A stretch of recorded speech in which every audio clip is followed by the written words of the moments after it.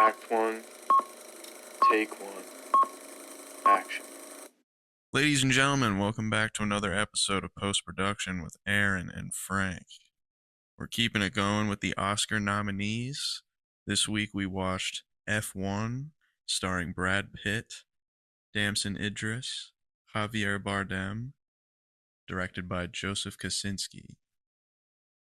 So F1 is I would say it's somewhat of a simple story regarding a washed up racer who was once going to be the GOAT of F1, so it seems. Only a near fatal crash leaves him no longer interested in racing, no longer in love with it, decides he's going to go off the grid, do miscellaneous races throughout his life, and just keep on racing and living a simple life in his van. He finds himself recruited by his old teammate who wants him to be on his racing team. The old teammate is played by Javier Bardem, and he's essentially bringing him on the team to help train a new racer played by Damson Idris, who's rather immature and needs guidance from somebody who was once in a similar position, which is Brad Pitt's character. So the story goes on. You see how their relationship changes. You see how it benefits the team, how it doesn't in some cases. And it was a pretty fun ride. No pun intended. I was very excited throughout the entire thing. Adrenaline rush for sure. Yeah, there's your brief synopsis.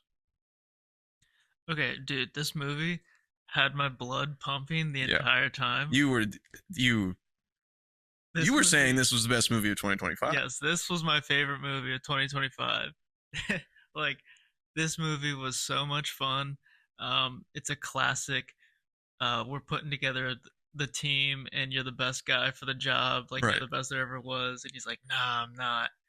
But That's kind of why I said it was a simple story, because Yes, it's like it's 100%. something that's been done before.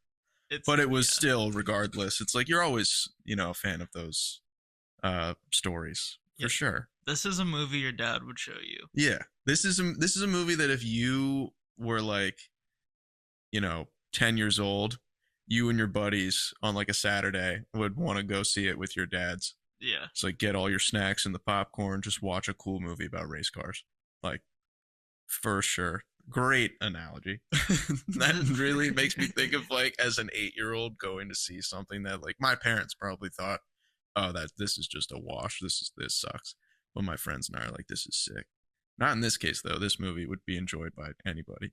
Yeah, or like you're a kid and you step into the living room, like you come out of your room and your dad's like, "Yo, check out this movie that we used to watch this all the time." Right. But yeah, this movie was so awesome. I don't really like racing.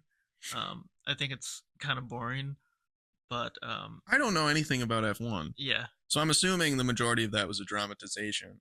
But it was kind of cool to see, like, just especially with the camera work, just all the races, the tracks. Um, I don't know who's over there at Apple, but like the production design is always so cool. The lighting I always notice is just top notch. Not to steal your line, but like especially in this movie, the lighting for every single race was just impeccable. Every scene, but obviously it's a movie about racing. It's what I'm going to think of the most. yeah. I Lewis Hamilton produced the movie, so I'm sure it's like semi-accurate.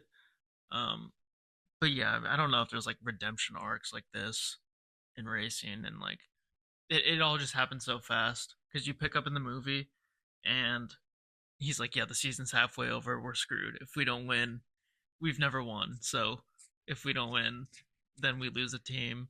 And then this what's his name, Joseph, he's played by what is it, Damson Idris. That's Joshua. Damson Idris. That's Joshua. Yes, that's, did I say? You said Joseph. Yeah, Joshua. Okay. So yeah, he's like this. He's gonna be the goat. He's got a lot of talent. He thinks he's going to be. But He's very arrogant. That's how Ruben, who was played by Javier Bardem, well, yeah, he's so good, and he's gonna lose yeah. his career as a racer if we don't win a race. Yeah, he's more of like he's like the small company's path to being considered legitimate. Yeah. He's like their big guy, and they need Sonny Hayes, who's played by Brad Pitt, to come in and help, kind of, you know, show him a way, not the way, just like whatever Sonny's way is. Yeah, just save the team so we can do something with it. I really enjoyed how um he was kind of like exploiting the loopholes in the rule book for a lot of things, Mm-hmm. especially in the beginning where he's or one of the first races rather, where he's like taking forever to do the warm up or formation lap, I think it's called, so that his tires will be warm right when the start happens. Yeah. While everybody else is losing like a few seconds because they're just sitting there stationary. That was pretty cool. The safety car was pretty funny. So yeah, I really liked how he not only once he joined the team was like just, helping out with Damson Idris's character Joshua. It was like the entire team was building morale with him being there. Yeah. They were all running in the morning and it was great. He kind of came in, Brad Pitt's character Sonny came in and just like, no, we're gonna do this my way. We're gonna like hard reset the team. Yeah. Um That was pretty funny for me because they just rolled over like dogs. Like, yeah, sure. yeah. We'll just do your plan. Like they definitely weren't a team. He No. put everybody together. Like he was out there running uh, before the entire team showed up, and then everybody else started to run as well. They were a small fish in a massive ocean of sharks. Yeah. And it was just like it was kind of funny how they were like, "Oh, we can get P9 or P8." It's like, wow, Yeah. bravo. Like I thought y'all were playing for trophies, and then eventually they were, but Yeah, at the beginning it was like them climbing up. there was a point in the movie he was like, "We just won our first point ever." Yeah. I don't know how. And it was scoring done works. and it was done by them just getting a ton of safety Yeah. cars to like stall the race. And I think that's when they got 10th place. That was the first time they got 10th place. It's like Rocky and SpongeBob winning the race instead of the other two snails. It's like just the most ludicrous thing happening. What was the other thing that he did that was just like, because it was the safety cars, it was the tires. the tires in the beginning. There was some other move because people kept calling him cheeky left and right. I don't know, but the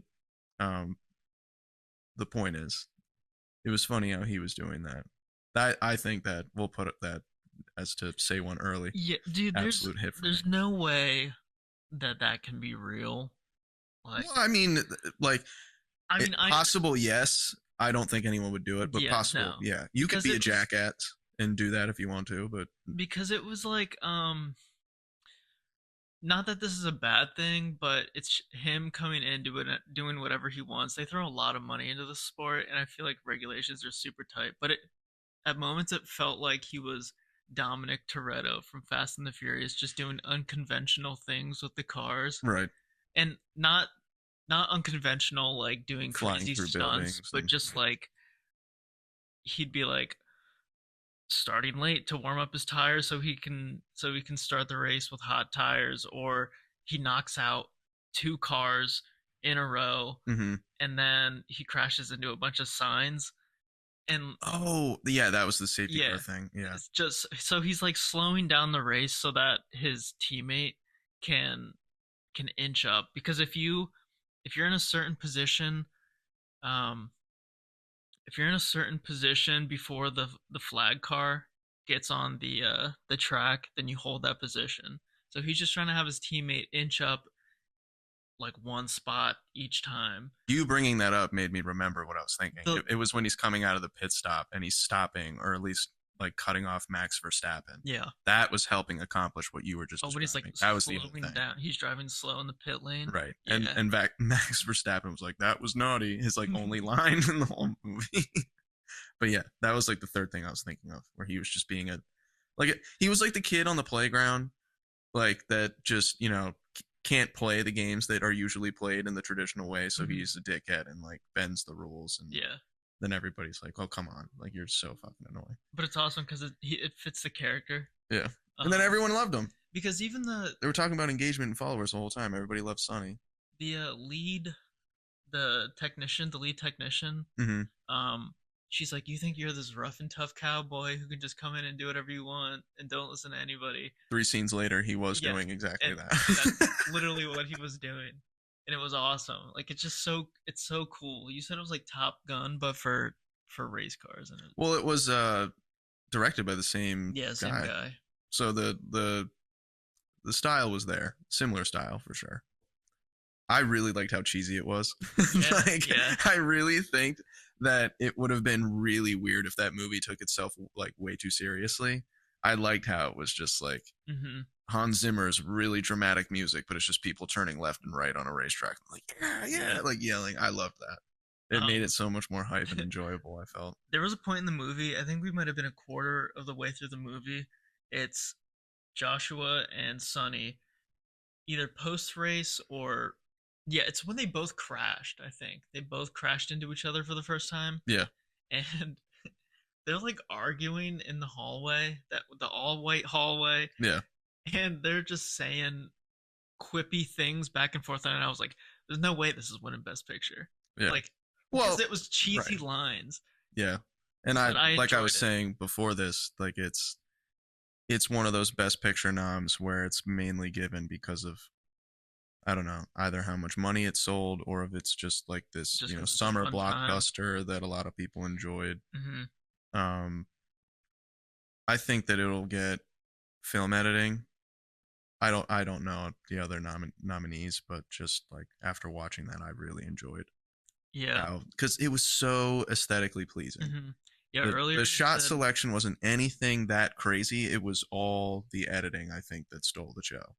Hence the nomination. yeah, Um, I had never seen anything produced by Apple before, but that I said to you while we were watching the movie, this is the clearest movie I've ever seen, yeah, and like everybody's skin looked awesome. right.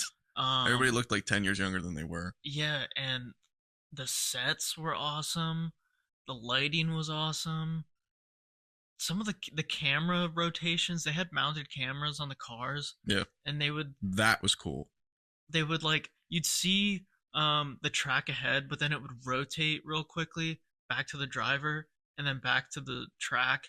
That was really cool. Which is why that's why I thought that it was weird that they have a visual effects nomination, because it seems like most of it was practical. Because they were at actual races, obviously not competing, Well, but they were like behind the wheel of the car and they were actually driving. what'd you say? Visual effects? Yeah, visual effects, film editing, sound, and best motion picture of the year are the Yeah. 4 nominations. I don't know when that car flipped and blew up. Yeah, but you just got to think. And granted, I don't know what they're up against in terms of the film editing category either, but just visual effects this year, they might just give that to Avatar.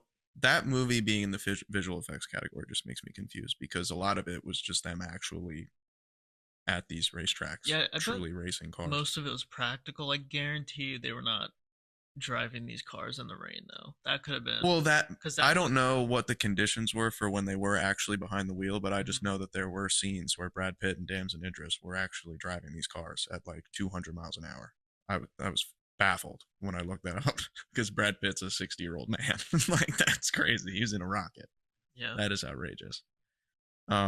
You made the point while we were watching it. You're like, that has to be real or something. I forget what you said. Yeah, she was in the lab and she was doing wind tests. Yeah, that was one that had to have been I like asked a if that real. was real because it just looked so clean. I would It I could have would been feel like, CGI.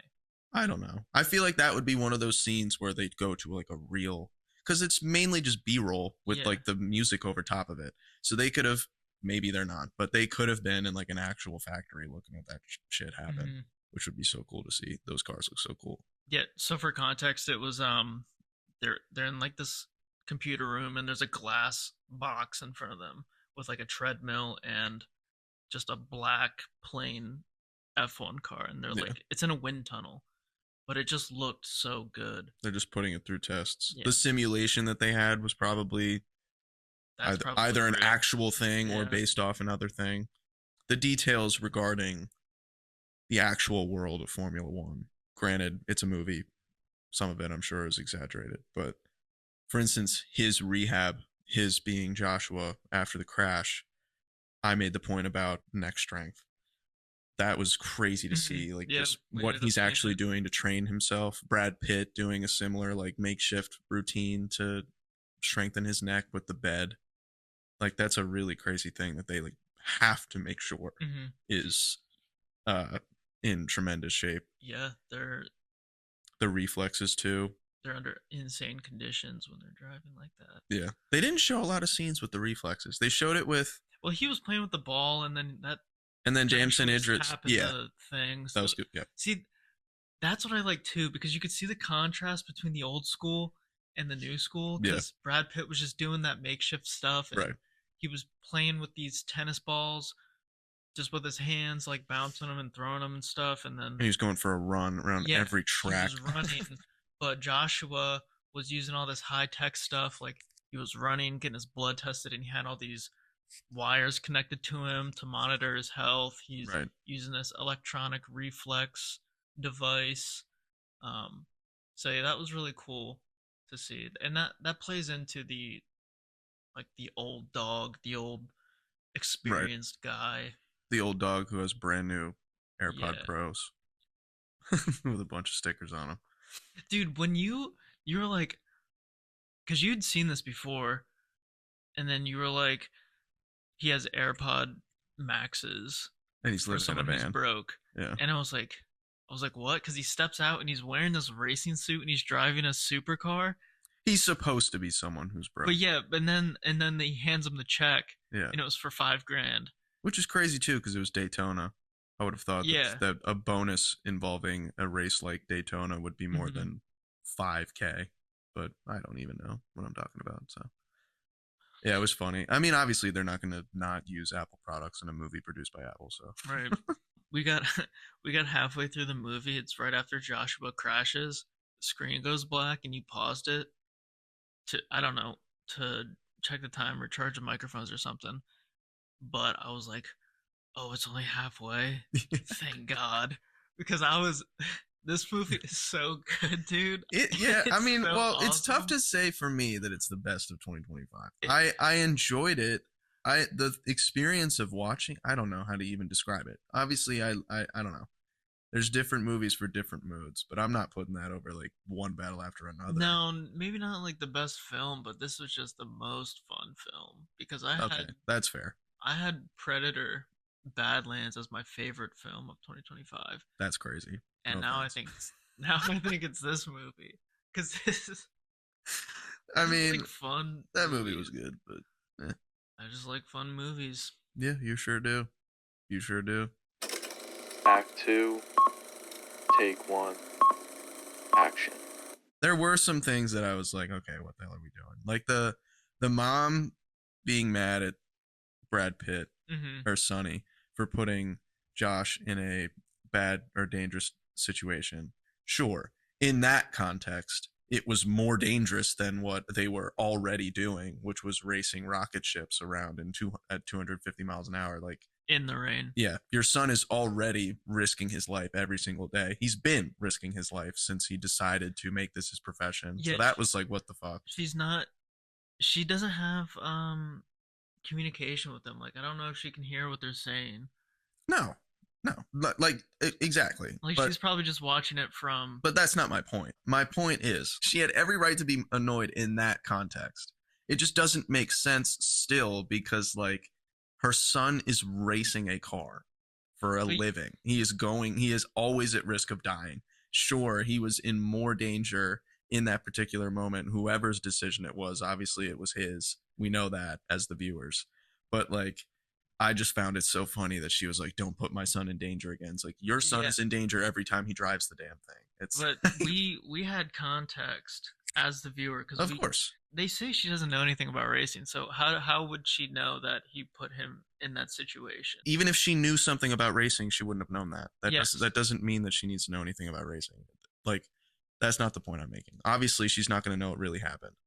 I'm simply just saying, like, what are we talking about here?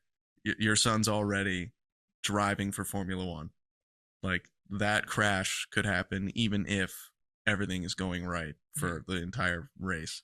a split second something can go wrong and anybody on that track could die. I also thought on that same subject, Sonny having a near fatal car accident, I don't understand how that wasn't enough concern for from Ruben, Javier Bardem's character, to not consider him again. Because when he crashes, when he doesn't have the card in his pocket, he's pissed at him for not sharing his new injuries. It's like, okay, sure, he has new injuries, but you were also his teammate back when he literally almost died. Mm-hmm. And like that prevented him from really competing again. So it was like, okay, you already knew he was going to be a liability. This kind of only made him a little bit more of one. So it was just weird how that was the deal breaker. I don't know. Yeah, was Those two things were the only real like holes. And then also Peter Banning being the board guy, he forged the documents about the car. Yeah, that came out of nowhere. And the main technician, Kate, when she somehow knows that the documents were forged, he doesn't know that the board knows that. So like I don't know how she found out that information before he did. But again, we've said this before with other reviews, like there's like little nitpicks with this story.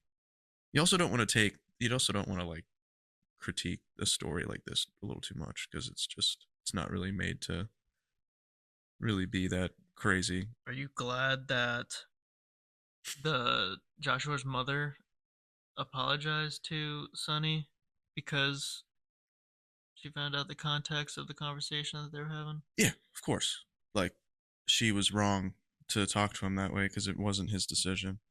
But again, They they're always at risk. Okay, so earlier you brought up the fatal crash that Sonny almost had, or he did have. Mm-hmm. Well, it was like near. Yeah, fatal. Near fatal.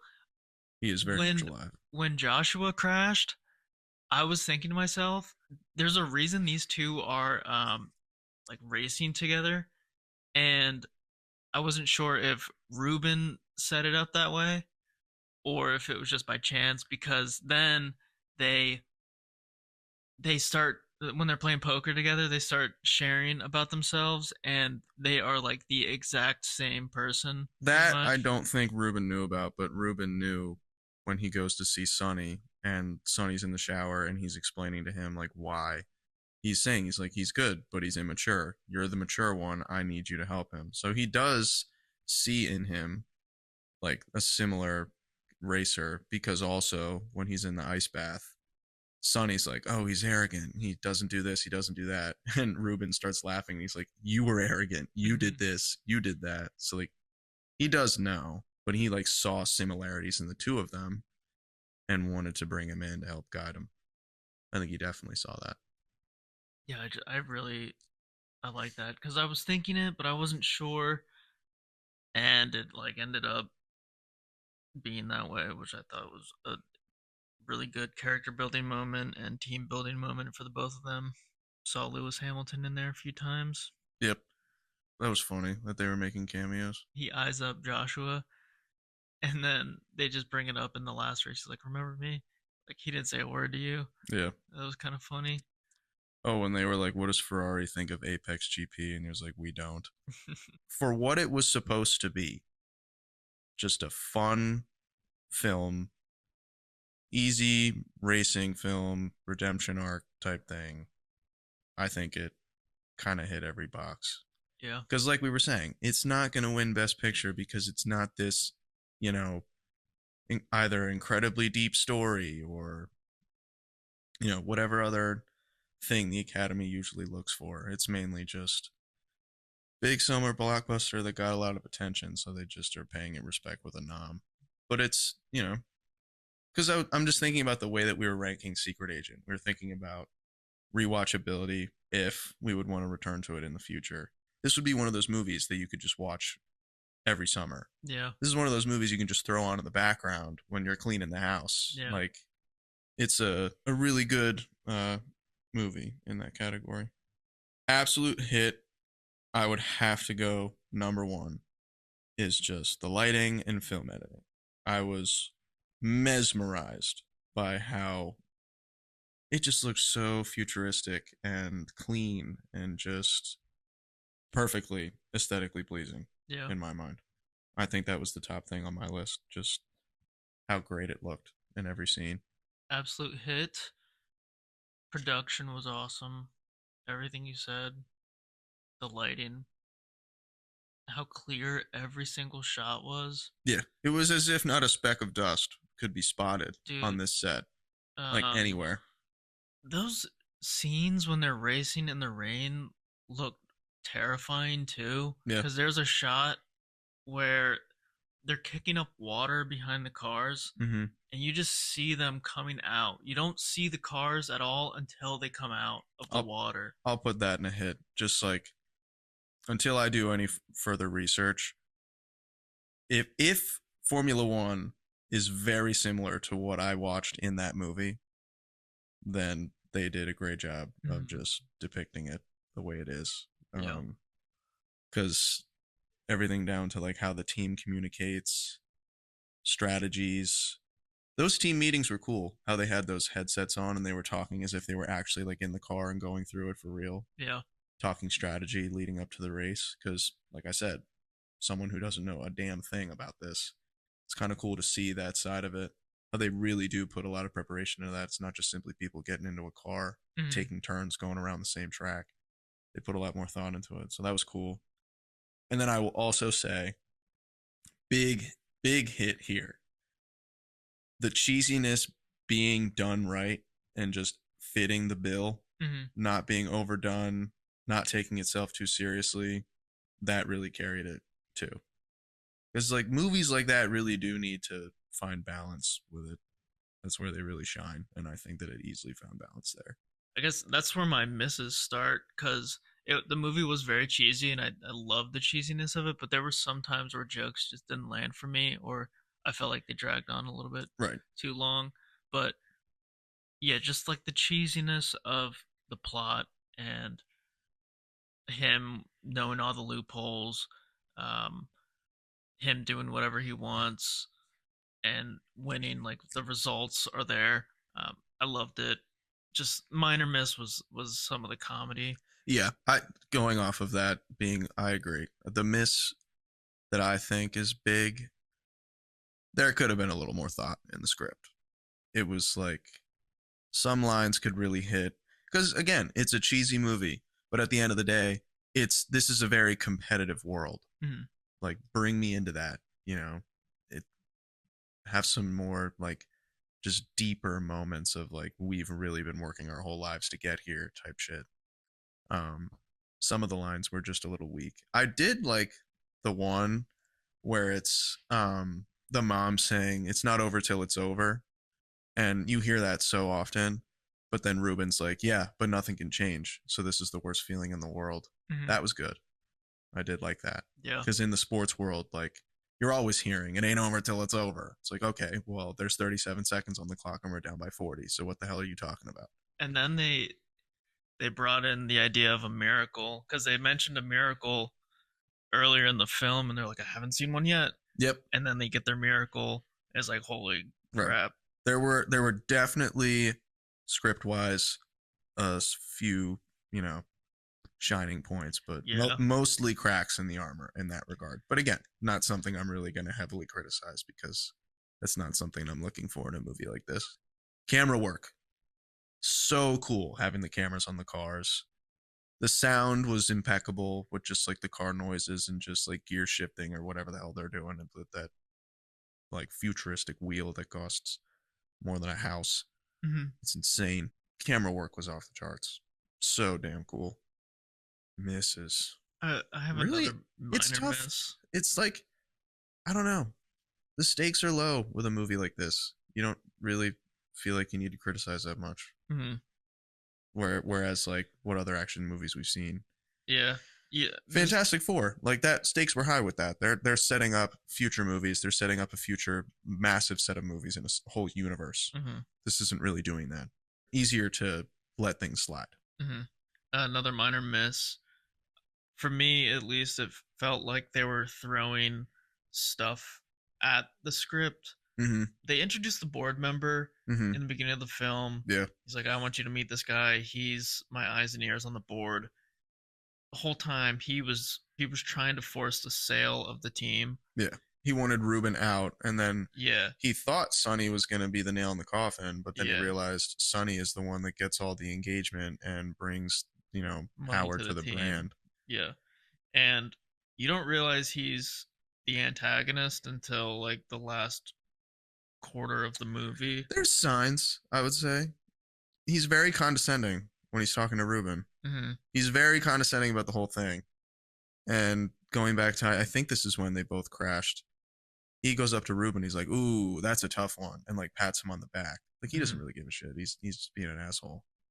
And when he meets him, and Sonny's like, "I'm gonna get back to my day job." Right before he says that, he's like, "Well, if you ask them, it's like they call this Ruben's Inferno or some shit like that." I forget Yeah. exactly what he Yeah, says. yeah, that's exactly what he said. So he's taking shots at him, and Yeah. it's not a huge talking point in the plot until, like you're saying, towards the Yeah, end. But like, there's signs leading up to it. Like, that raises the stakes for them because, like, obviously they're gonna lose a team, so the stakes are high for them. But that raised it a little bit, but it was just so quick to introduce. It's like, oh, you forged the documents. You want to take me away from the team and make money off of me Mm-hmm. and build your team, your next team. Yeah.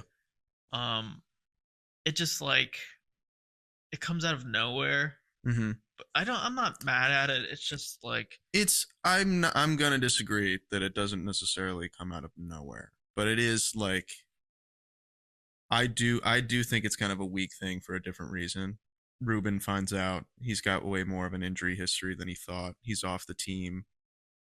Sonny didn't exactly show throughout that movie to me that he would be somebody who'd be like, "Oh, well, now it's fuck Ruben. I don't want to talk to you anymore. I don't want to be your friend. I don't want to be associated with you at all." And then here comes this idiot chairperson thinking that he's got his new driver and just admits to him that Yeah. he forged the documents, tells him his entire scheme, thinks that he's somehow entirely on his side, even though he's had 3 conversations with him. Yeah. That was a big miss for me. It's like, you are an idiot. You just completely told him what you were up to, and he could easily, like, because literally he makes the joke. I forget what Tijuana, I think he said, Tijuana lawyer. Mhm. He just found some random lawyer to be like, okay, now you won't be liable if I get hurt. Yeah. It like somebody in the position of the chairperson for like a chairman for a Formula One racing team would have that level of business knowledge or knowledge in law. So that was funny. It's like,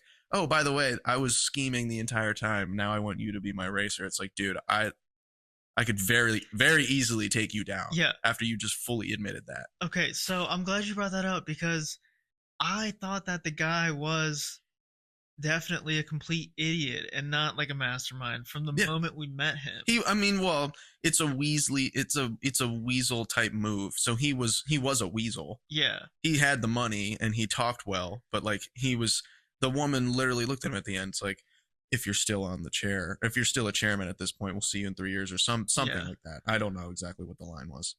Okay. But yeah, like he's being disrespected to his face. He's also petrified and not keeping his cool. So he was like a weasel type of loser guy trying to make a stupid move.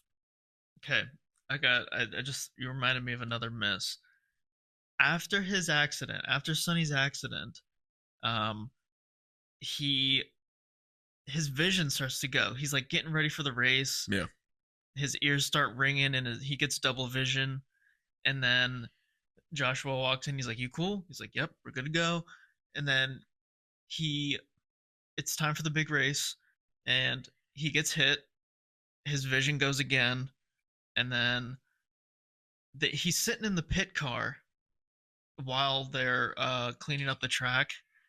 I thought he was sitting in the car because something was seriously wrong. Because his vision goes again when he hits the wall. Mm-hmm. And then what's his name? Joshua. It's him, Lewis Hamilton, and Sonny. First, second, and third, they're fighting for first. Joshua crashes into Lewis Hamilton. It's just Sonny in first, and now he's flying. And I thought he got double vision again for half a second, but like nothing ever happens with that. Exactly. Like, he gets injured. it's shown why like did 3 they times. show that? Yeah, why did they show that if something wasn't gonna happen? I would have rather have Sonny crash into Lewis Hamilton, Yeah. not die, but like he knows. Maybe not die, but make the same move so that Josh can win. Yes. But then after the race, you know, then he retires. Yes. Something like that. Or becomes I don't know.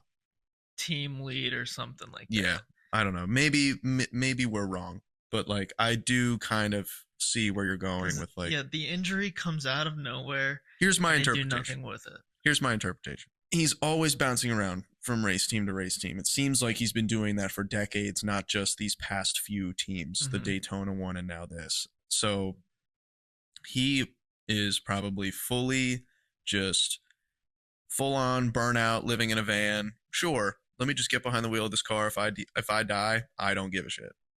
So maybe this thing with him like taking a step back and hearing that ringing in his ears isn't new to him. It's new to us because Mhm. we're seeing it for the first time at like the 2-hour mark. But It was later than that. There was like the 2 hour and 25-minute mark. Yeah. But I don't know. Maybe it's just a little thing up for interpretation. But yes, I'll put that in a miss because it's like, why show it if we're not going to expand on it? Mm-hmm. It didn't end up creating any negative consequences, so I wouldn't even call it foreshadowing of any kind. Yeah. I would have liked him to become part of the team. Right. But he just goes off and starts doing dune buggy races or something, so that was cool. Yeah, It I just like fits how him. I like how he redeems himself but doesn't change who he is. Yeah. It's pretty cool. I don't know if he was ever trying to build the team. I think that he regretted the fact that he was similar to Damson Idris's character when he was younger and was kind of a jackass. Now he's trying to get to know the pit crew. He's going on runs with people. By the middle of the movie or towards the last act of the movie, he's got everybody running with him in the morning. I think he just kind of fell into this leadership position, though. Yeah, but he didn't seem to have any problems with it. He loved it the moment he got there. Yeah, because he starts doing things his way, and then everybody just kind of puts their trust in him, right? And then the whole team changes around him, mm-hmm. And then we see Joshua take that leadership role when he leads the jog around the track. He does impose himself, but it's like he does it. He almost needed to do that to get it through to Joshua, like what he has to be for the team. And then Joshua, of course, towards the end is like, yeah, I'll go on a run with everybody too. Act 3, take 1, action. So F1 was nominated for Best Picture, Visual Effects, Sound, and Film Editing. Does it win any of those? Again, tough to say because I would have to see every movie and be aware of every nomination they have. But I would say it has a chance of winning 2 of the 4. Best Sound puts it in a... Just like how impressive the races sounded.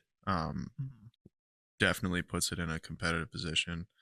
Film editing, I don't really know how much of that was post-production, the lighting and the aesthetics and all of that. It could literally have just been set design and how great the place looked off rip, just like showing up and filming.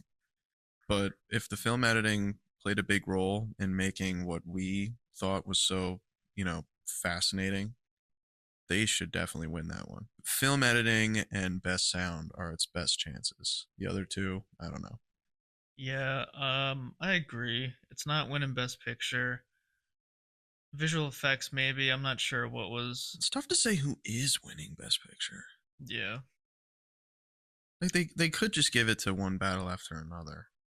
But sound, film editing, and visual effects, it was awesome. It was all so awesome. So I was very impressed. It was the best looking movie I've ever seen this year. Yeah. Or in 2025. For Fire and Ash, that might just wash everybody for visual effects. Yeah. So that it would be tough to compete with that. I'm gonna go ahead and it's just hard to rank these. But in terms of how excited I was watching that, how much fun I had, how much I would love to watch that movie and over and over and over again, Mm-hmm. This is definitely a pristine, and I'll give this a 4.6. 4.6 for sure. Okay. Okay, so Minor misses, knocking it down 0.4 points. That's yeah, that's minor, huge. truly minor misses. Because again, I've said it plenty of times now that these cheesy movies that are for you to just sit down and have fun, you don't really critique them the same way you critique others. Mm-hmm. I don't know. That's just my personal opinion. I give this movie a top notch. This was an awesome movie, awesome experience, adrenaline pumping, blood boiling, so much fun. This, Literally didn't want it to end. yeah, I did not want it to end. You were dude. genuinely excited when I paused it. You're like, yes, there's an hour and 20 minutes left. It was so much fun. I'm glad we watched it. Um, yeah, I told you guys earlier I'm not into racing, but I'm sure this has put a lot of people on to racing. Oh, yeah. It made, And I'm sure the people who are already huge fans, yeah, I can't even think of a reason why they wouldn't enjoy this. yeah, I think this will have a cultural impact Yeah. for sure. This will be a big, like you said, a lot of us will grow up to be dads who say, yo, you guys should watch this. Yeah. And our 8-year-old sons who are playing with Hot Wheels will be in awe. Top notch. I'll give it a 4.6 as well. It's almost a perfect movie. I mean, I don't know. It's a little far there. Out of 5, a 4.6 out of 5 is almost perfect. Yeah, but I'm saying, it's how I felt watching it, how excited I was, the rewatchability. It's when I'm rating these movies, I'm really not gonna. I don't know. It's gonna be hard for me to put them all in a list and compare all of them together. I'm kind of just gonna go off of You're how I just judging feel. it for what it is. Yeah, right as it's done. Ladies and gentlemen, Thank you everyone for listening. thank you for tuning in for another episode of Post Production. Go see F1, or I mean, turn it on your TV and watch it at home. You can't really go see it. Yeah, we will be back with some more Best Picture noms leading up to the Oscars. We'll hopefully watch all of them. Can't guarantee it, but we'll definitely see most. And like I said, might even have an award show or Oscars episode leading right up to that. All right. All right. Bye bye. Thank you.